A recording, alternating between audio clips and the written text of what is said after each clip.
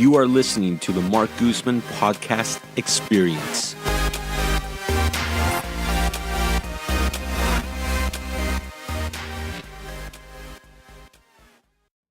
In this episode, I sit down with a black belt loan officer, we drink Game of Thrones Cabernet wine, and we discuss the current state of home lending.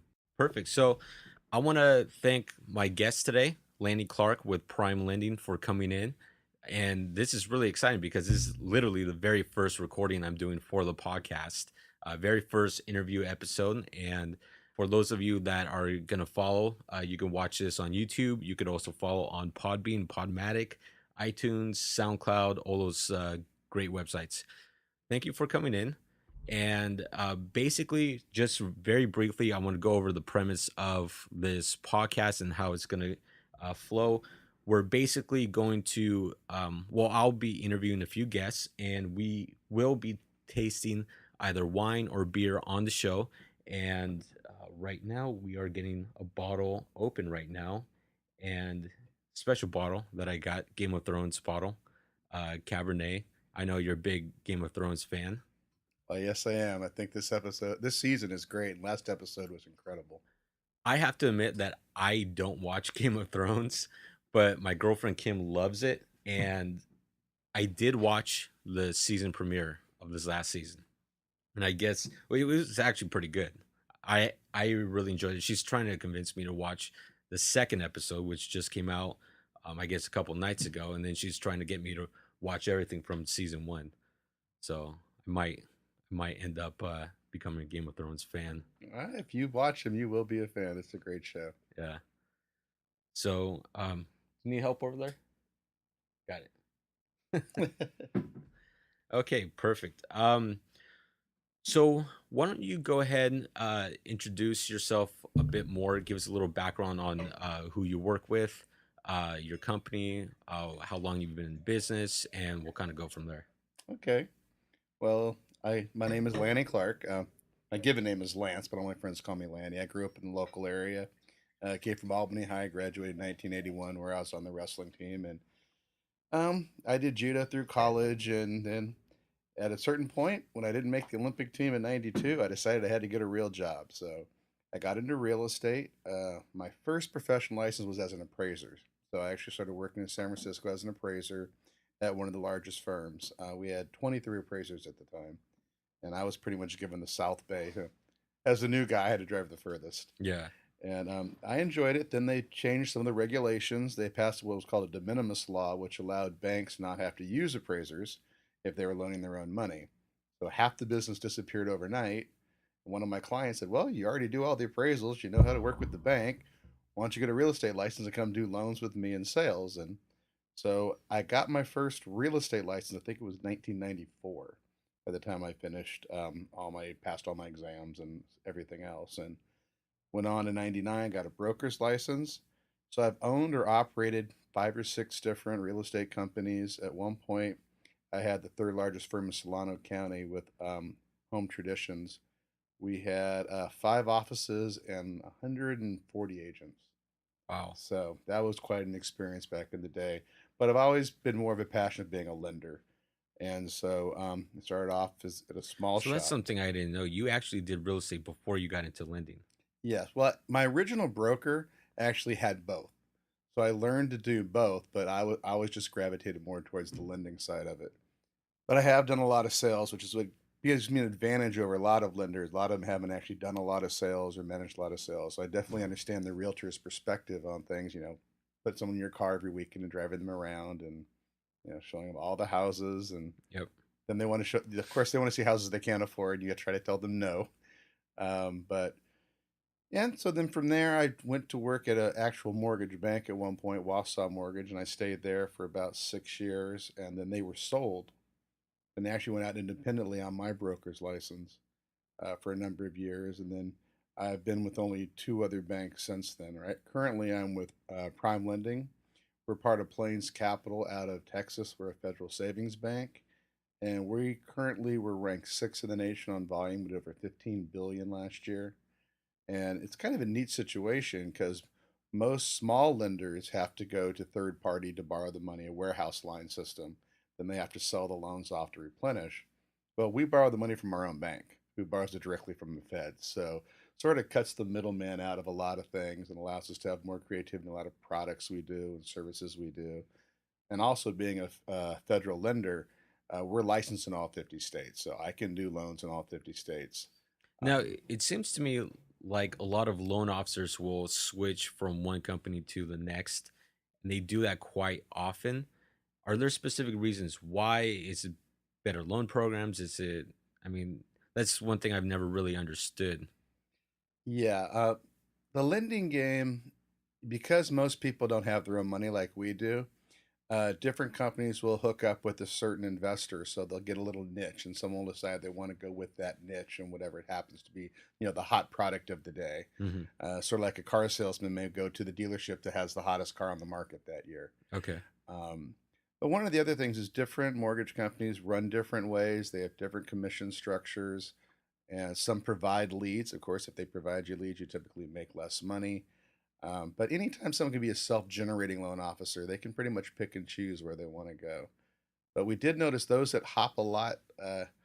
Typically, it's because they're not always successful. The ones that stick around 3, 5, 7 years per company tend to be more stable, tend to be a little bit stronger in their customer service and how they treat the clients and what they do. Yeah. Now, a very interesting fact is you're a black belt in uh, various martial arts, judo, and Brazilian Jiu Jitsu, right? Well, Brazilian Jiu Jitsu, I have no official rank, but I do work out. I've been with Caesar Gracie for a number of years now, and Caesar recognizes me as my black belt, allows me to wear it on the mat, and they treat me as a black belt. So I would consider more of an honorary rank, but no, I didn't earn my stripes the way a lot of people did. But Okay. I come in because Brazilian Jiu Jitsu actually evolved from Judo. One of the judo instructors from Japan was sent to Brazil, and he actually taught it to Caesar's grandfather, Carlos Gracie, and then to Helio Gracie, and that was the beginning of Brazilian Jiu Jitsu. And so judo is very close. So basically, I come in and teach a lot of the standing to them, and there's a mutual respect that we have for each other. So it gets along really well, and I enjoy it. I also There's do a the lot of don technique to it. a lot of technique, a lot of technique. Um, One of the differences of judo is judo's gone into the Olympic movement. So they have rules in it trying to keep the pace going, make it faster. They have what we call the terminal ippon, meaning if I slam you hard enough, match is over. Brazilian Jiu Jitsu doesn't have any of that. They really look for submissions. And so it is a little slower, very technical, as you said. But the two are married together. The principles are very, very similar. And it's really the rules that make them different. How do they score the points in Jiu Jitsu? In Jiu Jitsu, basically, you get points for takedowns and you get points for position. So, for example, if I were to take you down and pass to the side of your guard, I would get 1 point for the takedown, potentially two for the guard pass. If I take a mount, that's a 4 point move. If I take your back, that's a 4 point move. Then, of course, if I catch you in a submission hold and you submit, match is over. So, but they give a lot of time to work on the ground. Whereas in judo, they start off on the feet. And if I throw you hard enough, it's over. And then on the ground, they make you go immediately for the submissions or even an immobilization pin. So you're basically on a clock. So you have to work much faster in judo, even though the techniques are the same. They just don't give you as much time to develop them as they do in Brazilian Jiu Jitsu. Okay, interesting. So why don't we taste a little bit of wine here? It's the Game of Thrones Cabernet, which is really hot right now with the new season coming out. I think it was a great marketing tactic for them to come out with the wine. Yeah, I have a bottle of this in my wine cooler at home. However, we haven't opened it yet. We did open up the whites. What's really cool about the whites, they come with a little ring around the top, and then they have little wine glass markers that go around here with the actual Iron Throne and different characters and the wolves from the show. Oh, that's really cool. Yeah, so we actually had a party that you unfortunately weren't able to make it to. We had about 14 people over, so everybody got that little dingling thing hanging off the wine glasses, and we got to choose which one they wanted. It was a lot of fun. Yeah, neat. Okay, so let's give this a little try.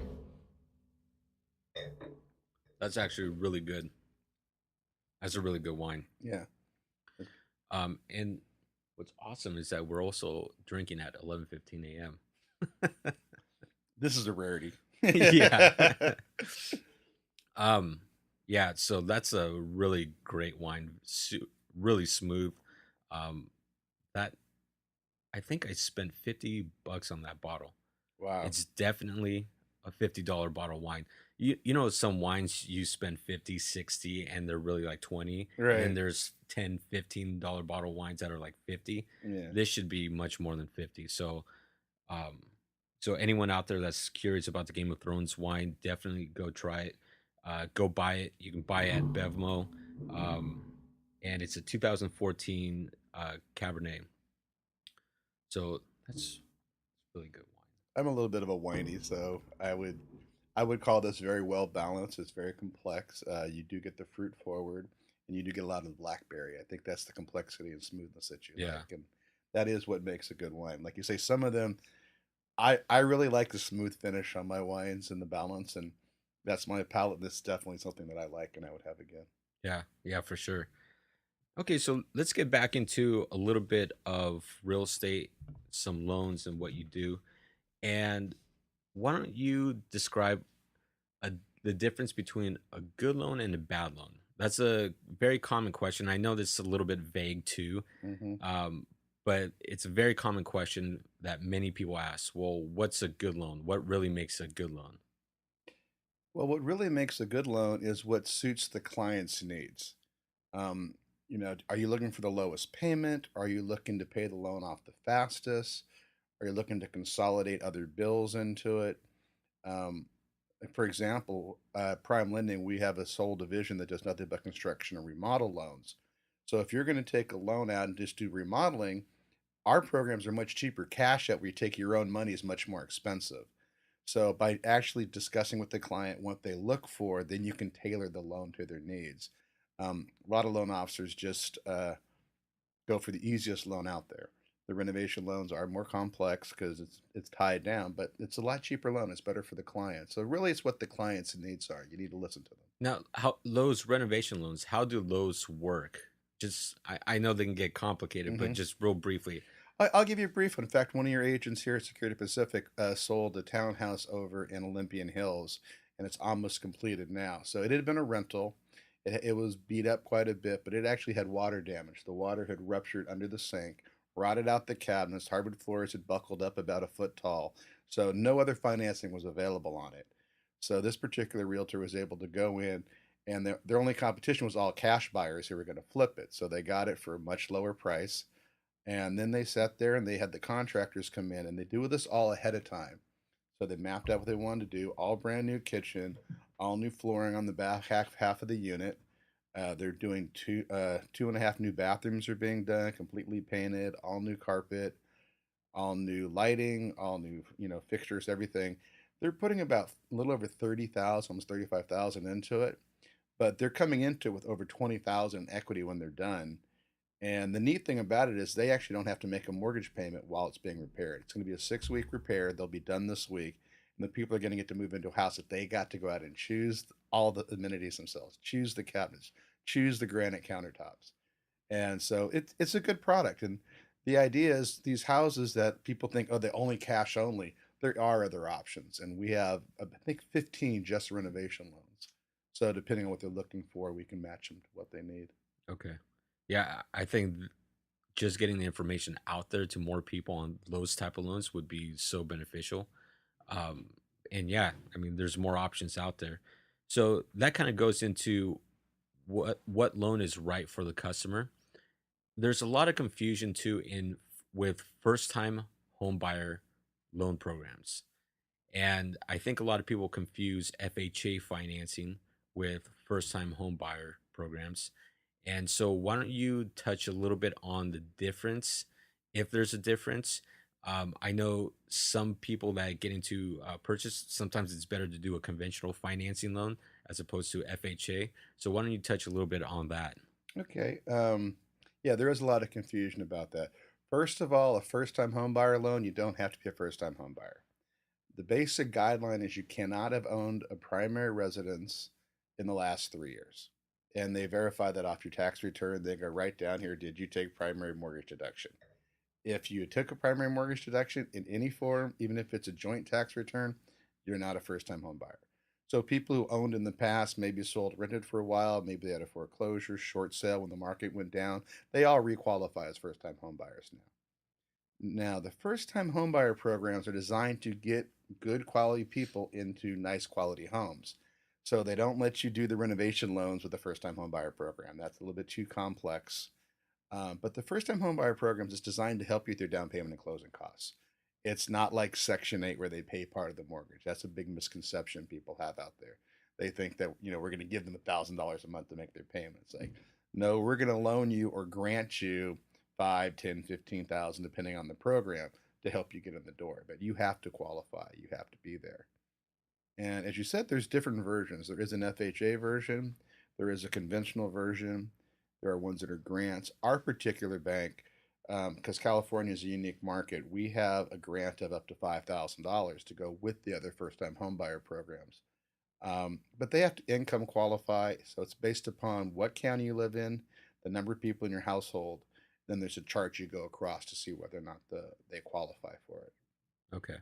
Now that I have you here in the office, I want to touch base with you on pre-qualifications, pre-approvals, and what many agents refer to as desktop underwriting approvals. Mm-hmm. So when I got into the business, I was taught that there's a difference between a pre-qualification and pre-approval, but you always want to ask for that desktop underwriting approval because it's always one step further. It's a more, I guess, legit pre-approval because the other ones are very easy to doctor. Or Mm-hmm. I know in pre-qualifications you can get one over the phone and they Mm-hmm. just email you a pre-qualification form. I also know lenders that have literally sent out a Word document to the buyers and just told them, hey, just fill this out whenever you want to.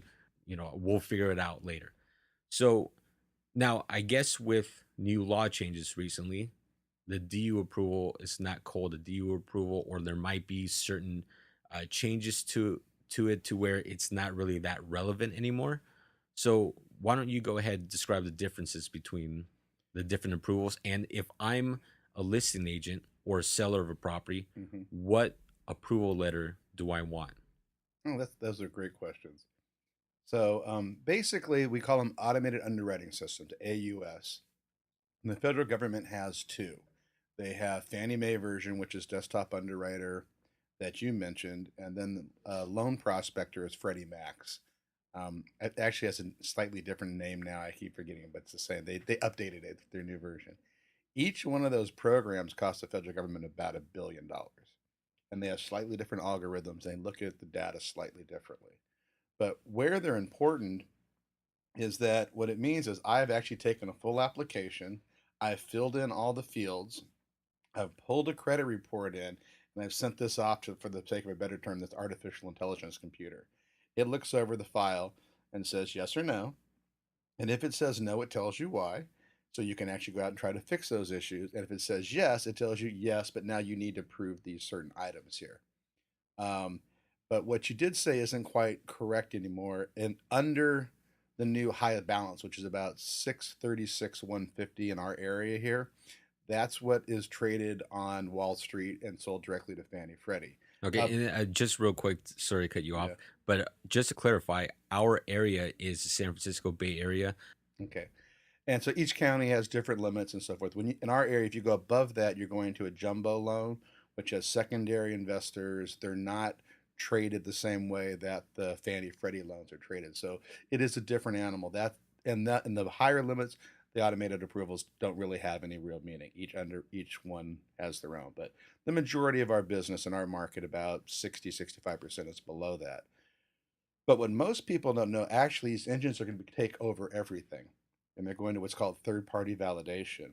So we can actually go out, take your application, go to a source called the work number, get that. It will import into our system with Fannie Mae at DU and send that up. So once we've done it that way, we don't need any income documentation from you. It says we already know how much money you make. Wow. Yeah. And that's coming or it's already in That's play? already here. We have it at Prime Lending. There's a few banks that have it. This is a little bit higher than what you're seeing Rocket Mortgage with Quicken. So they were one of the first ones to go to the automated online stuff. but we're one of the first ones, and we're one of the pilot test people what's going on right now, where we're actually able to do it ahead of time, link them together, and get them to accept the results. Another thing that we have inside of our bank, we go bank to bank. So for your bank statements, you just go in, fill out a form. We'll go pull your bank statements from your bank for you. You don't have to do them, and they're already certified. We do the same thing for your pay stubs. If you use a major company like ADP or Paychecks or something, W-2s all can be pulled that Well, way. that makes sense. You can do all that stuff on QuickBooks and Quicken already. Exactly. And that's why they're going to third party validation. A lot of people don't realize in the next 3 to 5 years, all loans are going to go to third party validation because of the fraud that you mentioned. Yeah, people can make up their own stuff. People actually can make up their own bank statements. But when you do it this way through the banking secure system, we know it's the actual statements. And so it's getting much easier and quicker as long as everything's above board. And it's going to cut down the fraud, which should drive the costs down on loans. Unfortunately, with our current laws, Dodd Frank, the cost of loans has actually gone up almost 3 times to a bank. It was supposed to bring prices down so we'd have And cheaper that was prices for passed in consumer. 2010, I believe, right? Correct. And there's all this compliance now behind it, and these double check audits. And my understanding is that they haven't even enforced half of what's in the Dodd-Frank Act. Correct. Because they focus primarily on mortgages, but Dodd Frank also has the protections for your stock accounts, your 401k retirement accounts, and those. And most of those have not been implemented yet. They've really focused on the mortgages. They blamed the drop in the economy on the banks and the mortgages that we wrote. Um, but in reality, Wall Street wanted those products. They wrote them. We didn't. We're the salesmen. We sold the product they gave us, then the product blew up in their face and they blamed the salesman. That wasn't really right. Yeah, the whole what they did with securitization, it's very genius how they did it. Unfortunately, there was no regulation on it because it was so brand new. They were literally packaging so many bad loans and other bad debt with good debt and combining everything to where if something happened, which is what happened with the financial crash or the housing market crashed, it affected every other financial platform out there because it was everything was just tied in together. Yeah, people don't understand that. Yeah, loans used to be bundled, so they would give an average score. So if you had a whole bunch of A plus loans in there, you could slip a couple D loans in there, and they would get the A pricing. But of course, when the market went down, those are the first people that were not able to make their payments due to things that had happened. Now, the securitization term that you use, now each loan has to stand on its own. They can still bundle them, but they can't do an average score anymore. Each one is individually rated as an investment quality. Yeah, and I believe there's a certain limit that or a certain regulation banks have to follow where they have to guarantee the losses. Is that correct? Yeah, they have to have set aside reserves and so forth. But our current administration is working on some of that. There have been, and I forget the term of it, but HUD was going after a lot of people, banks, for writing bad loans that really weren't bad loans. 10% of all loans are going to go bad. Death, divorce, injury, job relocation, things that people can't control. And that's factored into the pricing and into the market, as you know, even when you buy and sell property. But the feds have been overly aggressive in some areas with the CFPB. And so anyone who's followed any of the financial news knows the current administration is not happy with the way it's being done. It's costing too much money. It's also blocked a lot of credit-worthy people out of the market. So hopefully we'll see some changes that will be solid and keep the lending conditions strong, but allow more people the opportunity for homeownership. I want to talk a little bit and get your take on the current market condition. What I'm seeing today in 2017, it really feels like it's 2005 again. A lot of the mentality, the people I talk to, a lot of people, home buyers, are desperate to buy properties. Agents are out there, selling things left and right. Listings sell within, a couple weeks. Now I know the Bay Area market is a pocket of California, and California is a pocket of the entire U.S. and it's completely different when you go outside of our area. But it really feels a lot like 2005, where people were desperate to get into properties. Prices are skyrocketing. It feels like we're in another bubble, and I feel like it's going to dip in a couple years. What's your take on that? I agree with the idea that you said. I don't like the term bubble anymore.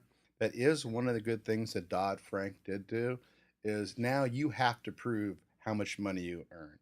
We're going to verify all your credit. We're going to verify, the money you have in the bank. What got us in trouble in the past, what we used to call the liar loan, stated, stated. Then they started getting up to no money down. There were a Here, few loans that were given out to people that were not even alive. yeah, yeah. There was no documentation double check in those days, and that's what caused the bubble because there was a whole giant group out there that was, basically just lying. People that could never afford a payment, taking negatively amortized loans that they could never make a payment on, and then when the loans reset, they couldn't make the payment. So those exotic loans are all gone. And I went and listened to Dr. Larry Susie. He's one of the head economists over at San Francisco State University. Now, I think his company's Five Pillars in San Francisco. And last fall, I went to one of his conferences in the city, and he's pretty sure the residential market has so many safety nets that we will never have a bubble or a crash. Now, with that being said, 10% is considered a correction, and that may be what you're starting to see. Because it used to be every seller wanted more than the last seller, and everyone wanted more. But now there's so many of these stopgaps in there, and the appraisal rules have all changed that they have to have other data to justify the advantage. It used to be only did one closed comp. Now they want at least two and a market trend going up before they'll allow the higher price loans to go through. So with that, I do see what you're talking about. And there are certain markets that are overheating from what I would suggest because the income just doesn't exist for the median house price in the area. That's what happened in Fairfield and Stockton, two of the worst collapses in our entire country, is that the Well, according median, to a lot of people right now, the Stephen Curry loss is the yes, worst collapse ever. yeah, we'll talk about that in a second. But in those two markets, the median house price was 50% higher than the qualifying income of the average person that lived there. So there's no way that market could have sustained itself. So there are safety nets and braking situations now to avoid that type of overheating.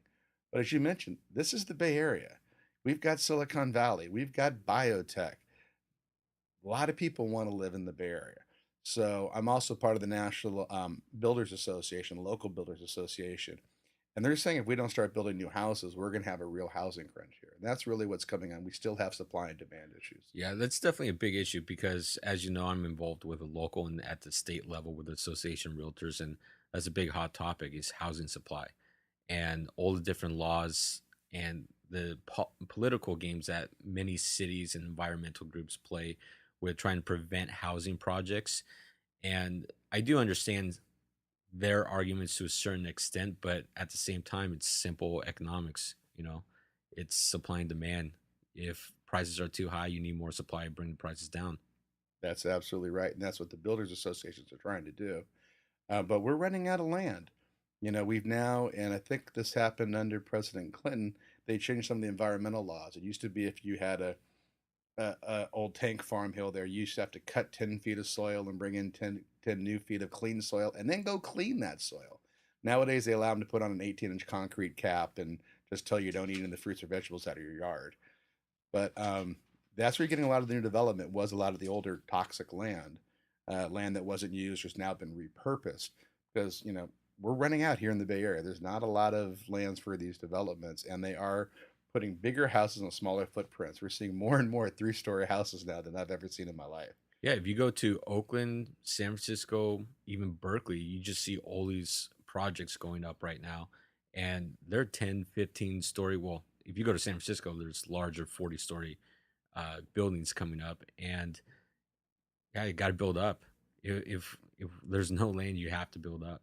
Yeah, and that's a concept I didn't know about till about 15 years ago. I had a friend I was trying to help buy a building in the city, commercial building, and the deal fell apart over the air rights. You actually buy the rights to the air over the building so you can go up in the future. And this person was trying to retain the air rights, and my client said, "Well, if I don't get the air rights, I don't want your building.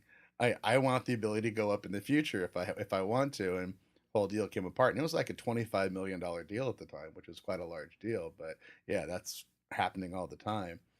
An example is I just got an appraisal back on a little duplex in Berkeley.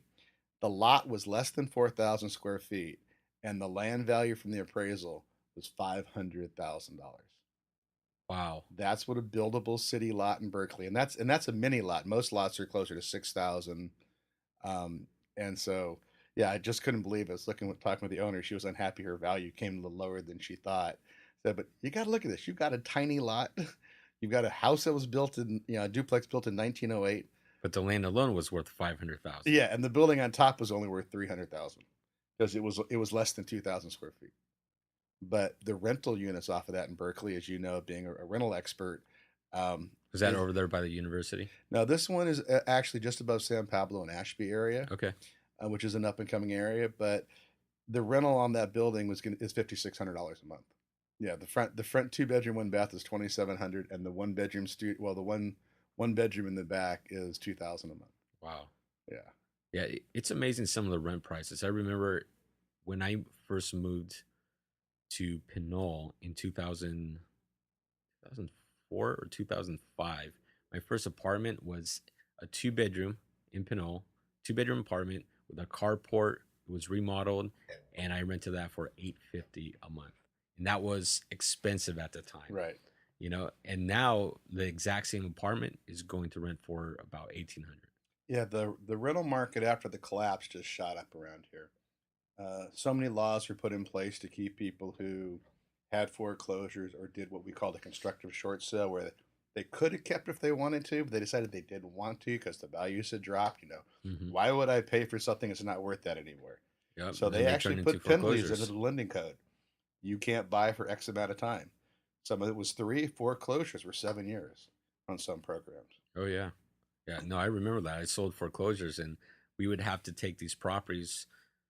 Uh, Sometimes, well, most of the time, we took the properties after the bank already foreclosed. But there were a few because I dealt with about 14 different banks, and two of the banks we would actually start handling these properties ahead of time, Hmm. as they were considered short sales, and our job was basically to try to work with the homeowners and see if they would consider some kind of modification, some kind of short sale. And we got paid a certain percentage, like a commission, if we were successful in doing something like that. If not, then the bank would just move forward, and eventually we would get it as a foreclosure or a REO, and then we would sell it. Yeah, a lot of people didn't realize that a lot of these banks did have programs. They did try to help people, but not everybody wanted to be helped.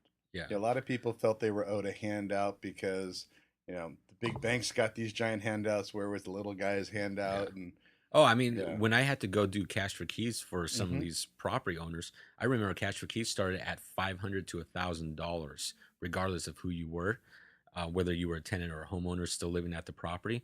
And many homeowners basically just gave me the middle finger and just said, you know, I literally lost 100 grand, my $100,000 deposit. I lost it, and here you are offering me $1,000. Now you could look at it from the bank's point of view, and they can say, "Well, we lost four or $500,000. You lost 100,000." But I remember cash for keys. It got up to I did a cash for keys in Berkeley for $25,000.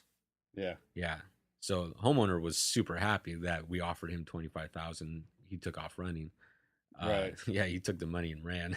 But the banks needed to get that property back, get it sold to another worthy homeowner, and keep going.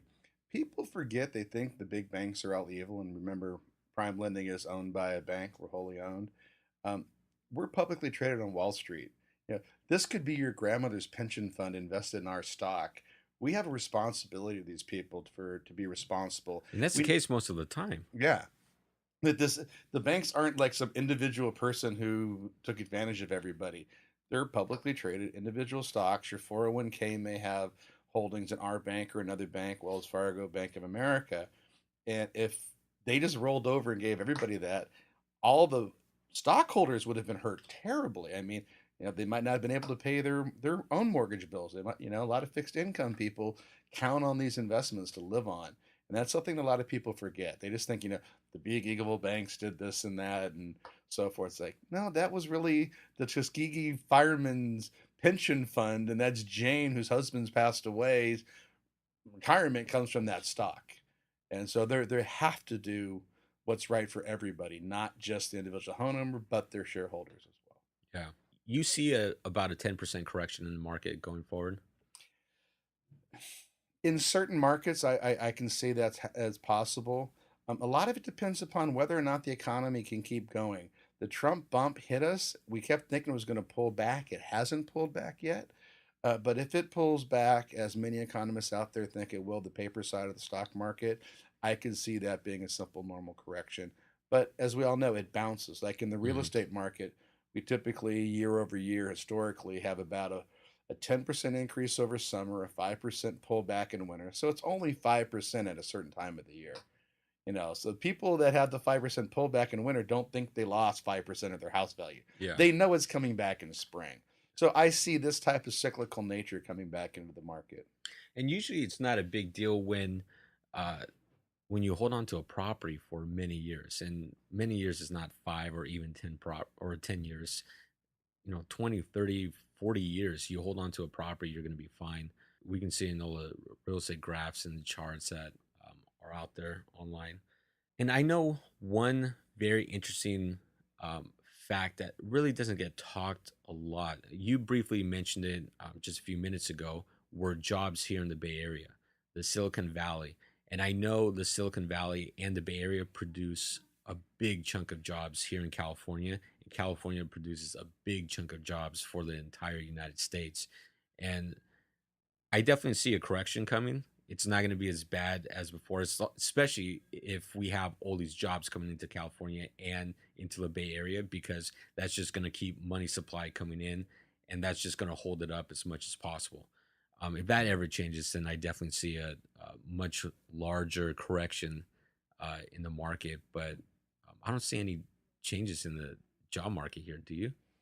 No, I think our job market's strong. It is one of the strongest in the world. People come here from all over the world. I just came back from a father-son camping trip with our church, and there's a whole group of people from Kenya. Some of them are professors at colleges. They chose the Bay Area for a reason, Yeah. and this is where a lot of people want to be. And so we're always going to have that here. The Bay Area has been one of the most resilient economies of all time. We were aerospace at one time. We've been high tech. We're biotech right now. You've still got Silicon Valley. We have the major universities of Cal and Stanford and all the supporting universities around here for education. So I don't see it. I don't see that being an issue. And I've heard it said, and I don't know the exact number anymore, but the Bay Area economy is like number 12 on the planet. It's bigger than most countries out there. And we're actually larger and have a larger population than most countries on the world, too, here in the Yeah. Bay Area. So we are a little bit unique in that regard. Let's go back to that 10% correction because I hear people all the time, well, I want to wait for the correction to come. Well, the correction is going to come because of a couple of reasons. Interest rates will probably be the first reason why. Because people come to me as a lender, they really only want to know two things. What does it cost me to move in, and what does it cost me to live here every month? And if the cost to live here goes up, then they can afford less. And the Feds have been keeping the rates low. Janet Yellen, the head of the Fed, actually lives in Berkeley, right off the Oh, does Kensington she? Circle. Yes. And so she is local into our economy, so she knows that. She's talking about raising rates again, but we don't know if she will. But if they do raise rates again, that could be one of the triggers to start this correction that we're talking about. The other thing that a lot of people don't like to talk about was the seizure of Fannie Mae and Freddie Mac. If you put them together, they're one of the top 10 largest companies on the face of the earth. And they've been seized by the federal government, and their shareholders aren't getting any of their profit they should get. And the federal Yeah. government's taking all that off. Now, there was some talk about sending Fannie and Freddie into the private market, which I don't think that's going to happen because the government's making a lot of money off of them or the treasury. But I mean, have you heard anything else about that? I have. And well, there's lawsuits going on right now. This is the first time in modern history, in the quote, the free Western world, where a government has simply seized a quote, private company. Fannie and Freddie Mae have stockholders, just like I mentioned before, and they're not getting paid. And that is not right. And in some cases, some people might consider that illegal. But it was necessary to create a cheaper source of money so that we could jumpstart our economy. And that has happened. It's good. But at some point, they've got to come out of receivership. Now, the question is, do they go back to a quasi government agency, was what they were before, where they were publicly traded, an independent company, but had the backing of the federal government to guarantee their losses? or do they go totally public and they have to suffer the losses themselves? Um, it sounds good in principle to go totally public, but if that had happened during the last collapse, it would have probably prolonged the collapse by at least 5 years, in my opinion. So I think they may go back to that hybrid situation that they had before. I don't think they'll ever be completely public standing on their own. I think you do need, because housing is so important to a country, you need some safety nets. So I think there'll be some sort of reforming of the way they were in the past. But it's interesting, for the Trump administration, for all their talk about all this business stuff, they've sort of let that one sit to the side. They're looking at other things, and that's still not fair to those stockholders who have now been sitting, like some of them, 7 years and haven't been paid any dividends on their stock, while the government was taking all the money for themselves, and that's what they're still doing to this day. They've way paid back 3 to 4 times the amount of money that was given to Fannie and Freddie to save them has gone back to the federal government. Wow. I have to say this. Go back to the wine. This Hmm. wine just tastes better on the second pour. It's been It's breathing. been breathing, yeah. Yeah, and I had it over here corked up, but I uncorked it. Um, Hopefully it breathes a little better. And so you said you're a wine enthusiast, Yeah. right? You go up to Napa quite a bit. Yes, I do. What's your favorite winery up there? My favorite winery up there is Reynolds Family Winery on the Silverado Trail. Okay. Yeah, when the economy collapsed, we started doing the daycations. We're only 25 minutes south of Napa wine country. So we went up and started going to a couple of wineries. We found the ones we liked and we joined as wine members. And then, of course, during the downtimes, as a wine member, you get free tastings when you get to go. So we've rotated through maybe a dozen different wineries in the last, 10 years or so. But Okay. we stayed Are with you a member Reynolds. of Reynolds now? Yes, I am. Okay. Yes, I am. Yeah, I've heard good things. I don't think I've ever been to, in fact, I don't think I've ever tried their wine before. So I'll have to make a trip up there. Yeah, yeah. They don't sell in a lot of restaurants here. They do sell a lot in Texas and some other southern states. They are a middle to high end wine. They start around $40 and then they go up from there. But they're very good wines. One of my favorite wineries up there right now is Jarvis. Mm. Have you ever been there? I have not. I've driven by it. So this place is amazing. It's inside of a hillside. I mean, they built the entire winery inside of Hmm. this hill, and you have natural springs inside, and uh, everything's nice and cool. There's probably 50, 60 degrees there, but it's just well conditioned. The mountain just keeps everything nice and cool, but their wine is phenomenal. It's they mainly make red wine. They don't have tastings to where you can just show up and taste wine. You have to do their actual tours, Hmm. but it's a great tour, and they show you everything. They show you how they make, and a lot of wineries do the same thing where they show you how they make their reserve caps and reserve wines, and so it's pretty interesting story. In fact, um, one of the it's family owned, and I want to say it's William Jarvis Jr. So don't quote me on that, but someone for their project in middle school created wine, and it's such good wine that they actually sell it now at their winery. Yeah. So, and I think it's called Lake Williams. It's a Lake Williams wine over at Jarvis. So, that's probably my favorite winery right now. There's a few other good ones. Deldado Winery, Yeah. Chimney Rock is another one of my favorites. Um, I think Deldado, there's so many good smaller wineries and they have really good wines, but I think they're on the higher price point. yeah. But as far as doing one of the tours you talk about, the one north of Yountville where they have the caves underneath and you go down, it's like looks like one of the ones from Tatooine at Star Wars. So they go down Oh inside, yeah, yeah. it disappears into the ground, and then you go on the barrel tasting tour. I learned more on that tour than I had in years of drinking wine because I was able to take the exact same wine and take different barrel toasts and so forth, and he's pipetting it right out of it. It is about $50, $60 for the experience, but well worth it. Yeah. Yeah, it seems like a lot of the tour prices up in Napa are now in the 60, 70, $80 range, Right. but not all of them are worth it. No. Yeah, so it's nice to find those few wineries that just offer you an amazing experience and something you don't find. Yeah. So right now I'm trying to find wineries that are off the main paths like Highway 29 Hmm. or Silverado Trail. And there was one, it rhymed with pumpkin. I'll have to look it up. But anyway, it was a great winery. You couldn't even get cell reception here. Their wines were decent, But it was a great experience of what they offer, their tasting room, the grounds where you can sit down and just enjoy their bottled wine. And it's also nice to go up there and not have any cell reception where you can just sit down and enjoy. Disappear for an hour or two. Exactly. Yeah. Yeah, that's It was a nice. little hard to order the Uber though, because I had to literally walk a mile just to order an Uber. Yeah. Yeah, you got to be careful. You can't drink and drive up there. They're very Yeah. strict. Um, but yeah, it's a great place. Like right across the street from Reynolds, down the road a little bit, there's another winery, lower end pricing. Didn't like their wine at all. So you got to be very careful. You know, different people have different palates, but just because you're up there in Napa doesn't mean they're all that good. Yeah. And when the market crashed, there were also wineries that went into foreclosure. Yes. And a lot of people don't know that. And there were a lot of independent winemakers that came in and snatched up a lot of those Yeah. on on the foreclosure steps. That was pretty interesting too. I didn't know about that either. Yeah. Well, like Diageo was the largest, liquor manufacturer on the planet. They bought Rosenblum at that time.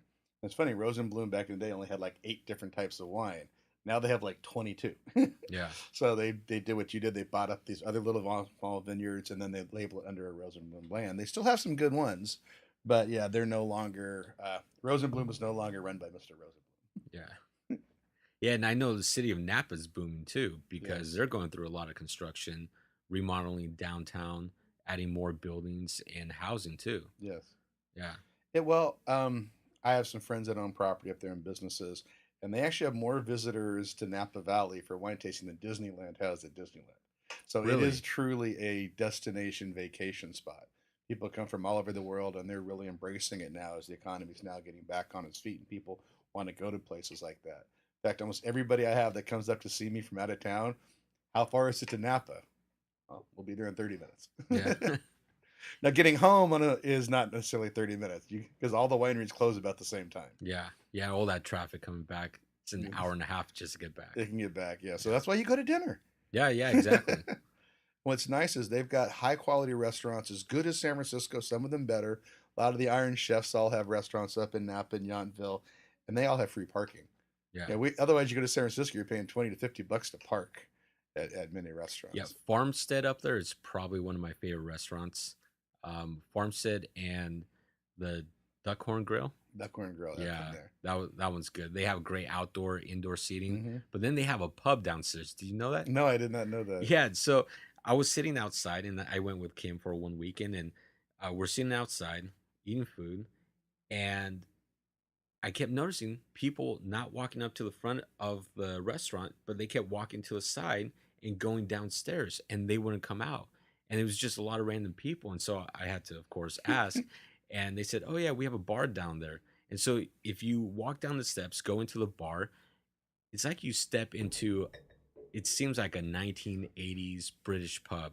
Hmm. And it's very cool, very great ambiance and great bartender. And they have a lot of beers on tap, of course, wine. And yeah, it's great. Yeah. Yeah. Two of my favorite up there, I love Morimoto's, Iron Chef Morimoto. Oh, yeah, that My place is wife is good. Japanese. We were blessed. We got to go to their opening night. One of our friends who owned a restaurant here, his daughter was actually working for Morimoto at the time. So we got to go to the grand opening, and he opened up this giant bottle of handmade sake he'd made. And the old ships, they'd take it off and chop it off with a sword. He chopped off the top of the bottle with a giant wood mallet and walked around and personally poured everybody a glass. And it was quite an experience. And if you ever love Japanese food, they have something called omakase, which is chef's choice. So theirs is like, I think it's either 12 or 14 different courses. And it runs a little over $100, not bad. But one course can be as simple as a special raspberry frozen to the right temperature that just like melts in your mouth to clean your palate between other dishes. And Yeah. it's an experience if you can have it. It's really, really good. And so we love going there. And again, they have free parking right across the street, and it's 30 minutes from where we live. So I think the Napa Valley, it's such a wonderful place. That's also one reason why our housing prices are high because a lot of people work that way. Not everybody works in San Francisco or Oakland or San Jose. True. True. I mean, yeah, and that's definitely one thing that I mention all the time. Is we're so spoiled living here, though. I mean, you literally have Napa Valley, 30 minutes away. You have Tahoe, Reno, maybe 2.5, 3 hours away. Um, 2 hours south, you can get to Monterey. I mean, it's just many in 20 minutes to the city, Yeah. assuming no traffic Or carpooling. or carpooling, Uber, BART. Yeah, Yeah. yeah, And I think that's why no matter whatever happens here, we'll never have much more than a correction again. I don't think we'll ever have a collapse or a bubble, as you had mentioned. Just so many people love it here. The weather, it's really a great place to live, and that's why so many people love coming here. yeah. I think that's the time that we have today. So I want to thank you for coming out here. Why don't you go ahead, give a little bit more information on how people can contact you if they're interested in any lending services? Sure. Best place is through my website, which is Team Lanny Clark, Lanny Clark, CLRK.com. Has all my contact information on there. It's got my email, it's got my cell phone. We have a Facebook page that's up and running right now. We put up lots of free tips for people. And I'm here to answer any questions. Even if you just want to double check with what your other lender is telling your realtor, I'm always here to help people. That's my favorite part of our job is helping people do things they thought they couldn't do. And I get a lot of pleasure out of that. And handing keys to a young family is always one of the best things I like. Yeah, definitely is. Okay. Well, thank you. Thank you. Pleasure being here. Yes. Thank you again to everyone for listening to this podcast. Thank you to Lanny Clark at Prime Lending for coming out and being the guest on this very first episode. Definitely means a lot to me. Big shout out to my producer, Sam Luman, who's been really working hard to help me put this podcast together.